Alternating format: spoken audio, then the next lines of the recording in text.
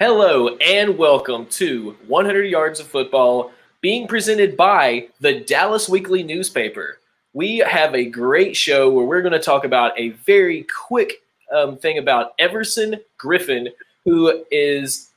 I've got some great news to talk about him, right? All right, and joining me today is our host, Vincent Turner. How's it going, Vincent? Hey, I'm very blessed today. How you doing, Jeremiah?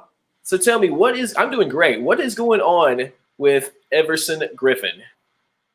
Well, think about this. This is a gentleman that waited late in the free agency period, was the number one free agent on the market from a defensive standpoint that was still there.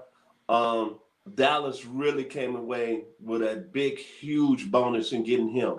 And you're talking about a guy that was a four-time Pro Bowler in his 10-year career over there at Minnesota. Think about all the great defensive ends that's played there. Starting with Carl Eller, Jared Allen, the late great Chris Doman. This guy had a career just as good as any of those guys playing for the Minnesota Vikings. But what really is impressive, it almost reminds me of the move that Dallas made in the 90s when they brought over a defensive end from James Madison, who was terrorizing out there on the West Coast with the 49ers, San Francisco, when they brought over Charles Haley. I think Everson Griffen can have this same type of impact coming over to the Cowboys, especially yesterday with the Cowboys losing a big free agent pickup in Jerry McCoy, who was lost for the year. But what you're getting a player that's very special.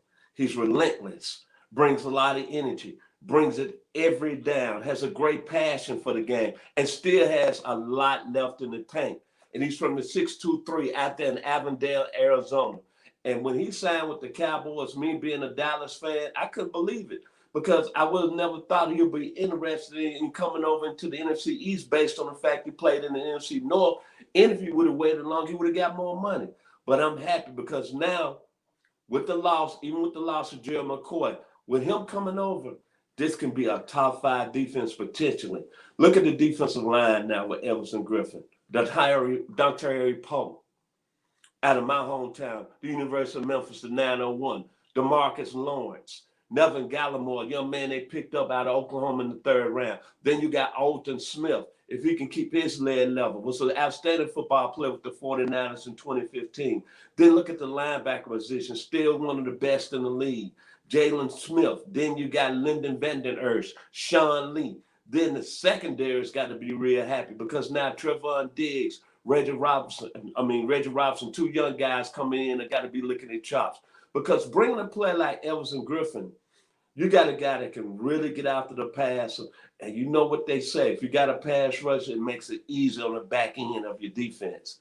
And what I like most about him, the guy can really still play, and he's a tremendous football player, and he's going to be an impact player with the Dallas Cowboys. And think about this.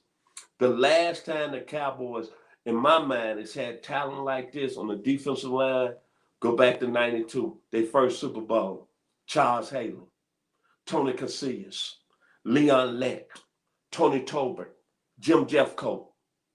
I think this D-line with Mr. Griffen coming on the last couple of days is just as good as that D-line that started out in 92 with that team, the 90s, where the Cowboys won 3 Super Bowls. Plain and simple. He's a phenomenal football player, number one free agent on the market. The Cowboys are very blessed to have him. Well, I definitely think that it's a huge asset. So, what do you think will be his biggest struggles coming in, or do you think he'll have struggles, or do you think he'll be able to get with the program and the way that they do things there quickly? I think number one, I think he's going to come in. He's going to pick up from day one. Mike Nolan is a former head coach who's now the new defensive coordinator. The thing about this is that Mike McCartney was the head coach of Green Bay and saw him twice a year. So he knows what type of play he's getting. I know Dallas lost Robert Quinn in the offseason. A lot of people, but probably in Cowboy Nation, was upset with that because Robert Quinn is a phenomenal pass rusher. But I would say this to the Cowboy Nation. Everson Griffen is a better football player because you want to know why? He's good against the run. Robert Quinn was not good against the run, but a great guy who can get after the passer. This is a guy who's a dual threat guy, can be good against the run and get after the passer and brings it every down. As I said before, this is not me talking. This is what other people saying in the league when they hear his name. Relentless.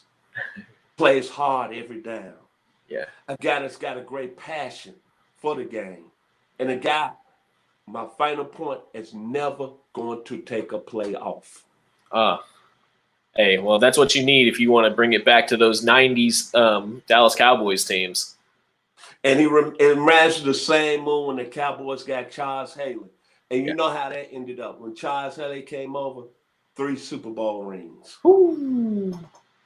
Well, for all of you who are watching, this is the Dallas Weekly, presented this episode by 100 Yards of Football, Sports Talk Radio. I'm your producer, Jeremiah Long, and of course is our host extraordinaire, the football encyclopedia himself, Mr. Vincent Turner. If there's anything that you'd like to know about Dallas sports, come to the Dallas Weekly, go to all of our pages, subscribe, and find out more. If there's anything else that you'd like to know, please put it in the comments, and we'll be watching with you later this week. For the Dallas Weekly and 100 Yards of Football, we'll see you later. Peace.